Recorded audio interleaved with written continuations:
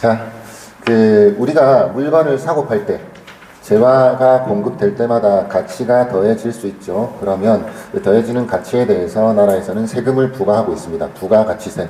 우리가 알게 모르게 편의점에서 물건을 산다, 혹은 차에 기름을 넣는다. 그러면 부가가치세가 거기에 붙어 있어요. 부동산도 마찬가지. 부동산도 사고 파는 과정 속에서 가치가 증가되었다면 거기에 대해서 부가가치세를 납부를 해야 되겠죠. 근데 부동산에는 부가가치세가 면세되는 경우가 있습니다.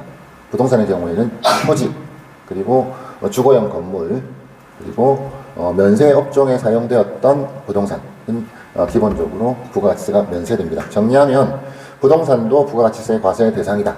그리고 다만 그 중에 토지는 부가가치세를 부과하지 않는다. 그리고 건물이라 하더라도 주거용에 사용되었던 건물이나 아니면 면세 업종에 사용되었던 건물은 부가가치세가 면세된다는 겁니다. 그러면 우리가 상업용 건물을 사고 파는 경우, 방금 말씀드린 나머지 경우들이겠죠. 상업용 건물을 사고 파는 경우에는 건물분에 대해서 부가가치세를 계산을 해서 국가에다 납부를 해야 하는데, 첫 번째 포괄 양도 양수 제도라는 걸 나라에서 만들어 놨어요. 그래서 포괄 양도 양수라는 건 이 사업을 하면서 사업에 대한 권리와 의무를 모두 다음 사람한테 넘기는 경우, 승계시키는 경우에는 이건 포괄 양도 양수, 포괄적으로 사업을 양도하거나 양수하는 것으로 보아서 부가가치세를 면제해 주겠다는 그런 제도를 만들어 놨습니다. 일단 첫 번째, 상업용 건물을 사고 파는데 포괄 양도 양수가 가능한지를 들여다보고, 포괄 양도 양수가 되면 포괄 양도 양수로 진행을 하면 됩니다. 계약서 특약에는 본 계약은 포괄 양도 양수에 의해서 이루어지는 계약인 한 줄 적어 놓으시면 돼요. 근데 포괄 양도 양수가 안 되는 경우가 있어요. 포괄적으로 사업을 승계하려고 봤는데, 예를 들어서 1층에 카페 임차인이 사업이 잘 되어서 그냥 내가 이 건물을 사서 카페를 해야 되겠어. 그럴 때는 포괄 양도 양수가 성립하지 않습니다. 왜? 사업의 내용이 바뀌잖아요. 나는 카페를 하고 있었고 나한테 이 건물, 땅과 건물을 파는 기존의 임대인은 임대사업을 하는 사람이었죠. 임대사업과 카페 운영이라는 사업의 종류가 동일하지 않기 때문에 요건 포괄 양도 양수가 되지 않습니다. 또는 내가 숙박업, 모텔을 운영을 하고 있었는데 이 건물을 사가는 사람은 모텔이 아니라 이걸 리모델링해서 숙소로 개조해서 사용하겠다. 그러면 사업의 내용이 달라지잖아요. 이런 경우에도 포괄 양도 양수가 성립하지 않습니다. 포괄 양도 양수가 성립하지 않으면 돌아와서 토지는 면세라 그랬고 부가가치세가 면세라 그랬고 건물은 부가가치세가 발생한다 그랬으니 총 매매 금액 중에 토지가 얼마고 건물이 얼마인지를 계산해야 되는데, 원칙적으로 매도인과 매수인이 정한 금액을 기준으로 합니다. 다만 당장 부가가치세를 세금을 납부해야 되는데 건물분에 대한 부가가치세를 적게 납부하려고 임의로 터무니없이 낮은 금액으로 건물 가액을 신고할 수도 있겠죠.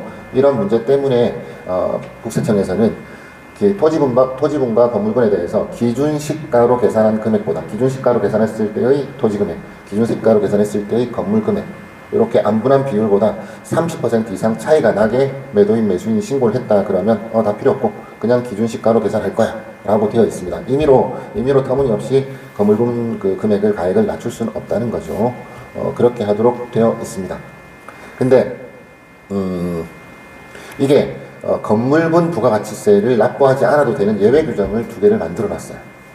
첫 번째는 다른 법령 등에 의해서 건물분 가액을 0으로, 제로로 해도 된다고 되어 있는 경우, 다른 법에 그렇게 되어 있으면 당연히 할 수 있겠죠.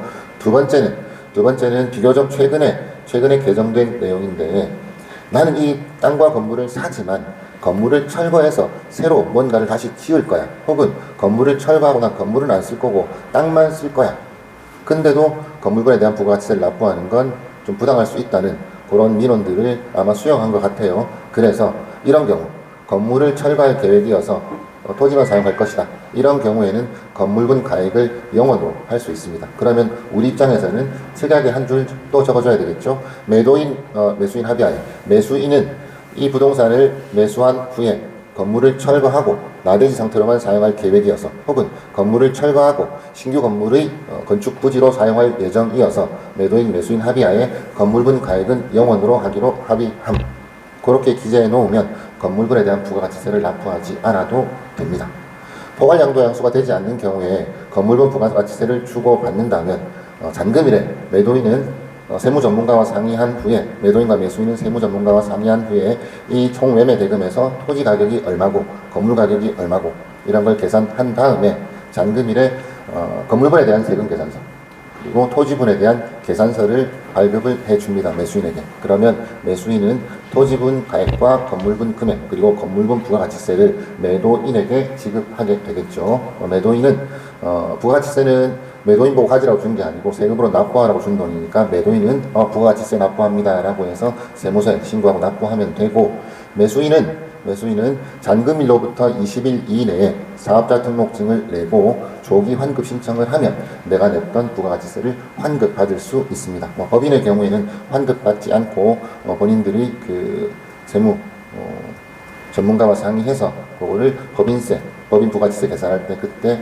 합산해서 계산을 해도 관계는 없고요. 중요한 건 이런 절차에 대한 안내를 우리가 해줄 필요가 있다는 겁니다. 다만 세금 계산이나 토지분, 건물분 가액의 계산은 우리가 할 일이 아닙니다. 할 수도 없고요. 세무사나 회계사, 세무회계 전문가들이 있습니다. 그들에게 상의를 해보고 그들이 자문을 얻어보라고 우리는 안내를 해주는 것, 그것으로 족합니다.